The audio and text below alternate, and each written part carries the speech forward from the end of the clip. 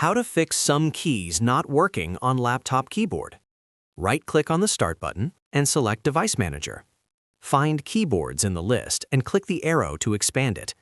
You will see the option HID Keyboard Device. First, update the HID keyboard device. Right-click on HID keyboard device and select Update Driver. Choose Search automatically for updated driver software and follow the on-screen instructions if an update is available. If no update is found, don't worry, I will show you another method. After updating the drivers, restart your computer to apply the changes. Once your system restarts, test your keyboard to see if it is working. If this method doesn't solve the problem, follow this next method, which usually fixes the issue. First, enable the on-screen keyboard so you can type. Right-click the Start button and select Settings. Click on Accessibility, scroll down to find Keyboard under the Interaction section and click on it. Turn on the on-screen keyboard option. A virtual keyboard will appear on your screen that you can use for typing.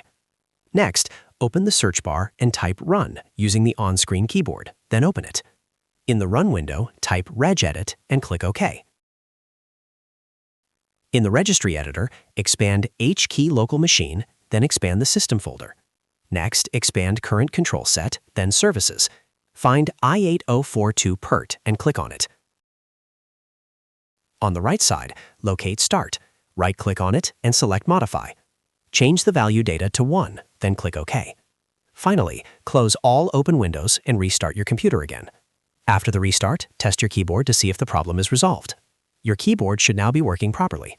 If you found this video helpful, don't forget to like the video, subscribe, and press the bell icon for more quick tech tutorials. Thanks for watching.